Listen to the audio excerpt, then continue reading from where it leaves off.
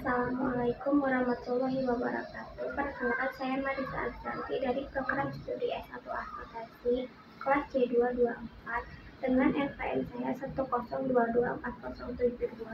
Pada video kali ini kita akan membahas materi tentang ekuitas perseroan terbatas.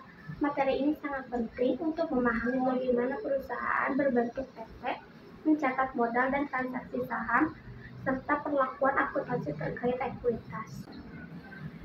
Perseroan terbatas atau PT adalah salah satu bentuk organisasi bisnis yang kepemilikannya dibuktikan dengan saham dan dimiliki oleh minimal 2 orang atau lebih. Bisa juga badan hukum dan melalui penerbitan surat saham.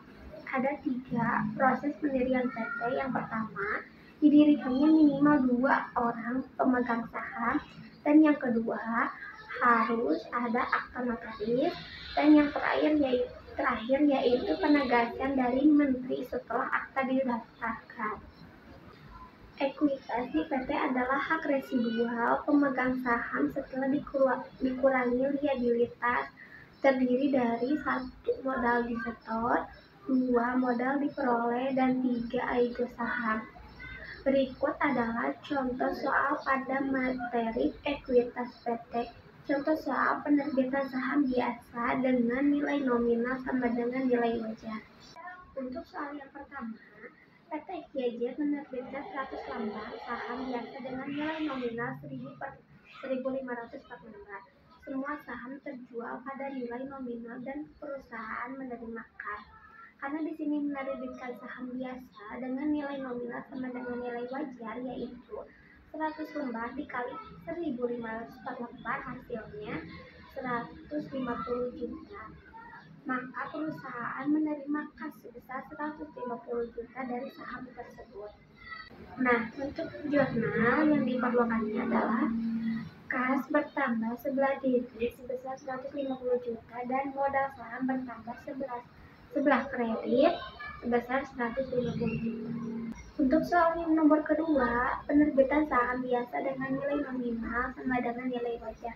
PT QJ menerbitkan tambahan 50 lembar saham biasa dengan nilai nominal 1.500, tetapi dijual sebesar 2.500 per lembar. Untuk cara pengerjaannya, yang pertama, 50.000 dikali 2.500 per lembar sama dengan 125 juta. Maka kas yang diterima oleh perusahaan sebesar 125 juta. Untuk yang kedua, 50.000 dikali 1.500 per lembar sama dengan 75 juta. Itu termasuk ke dalam saham biasa karena saham awalnya itu sebesar 1.500 per lembarnya, tetapi berbeda dengan yang dijualnya, yaitu sebesar 2.500. Nah, selanjutnya 125 juta dikurangi 75 juta sama dengan 50 juta, maka hasil dari pengurangan kas yang diterima oleh perusahaan dan dikurangi saham biasa termasuk ke dalam aige saham. Jurnal yang diperlukannya adalah kas bertambah di sebelah debit sebesar 125 juta, modal bertambah di sebelah kredit sebesar 75 juta, dan aige saham sebesar 50 juta di sebelah kredit. PT memiliki karakteristik khusus dalam pencatatan modal dan saham.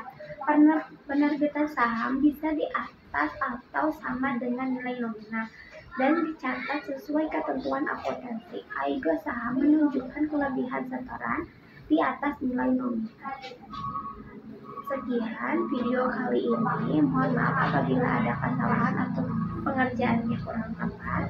Wassalamualaikum warahmatullahi wabarakatuh.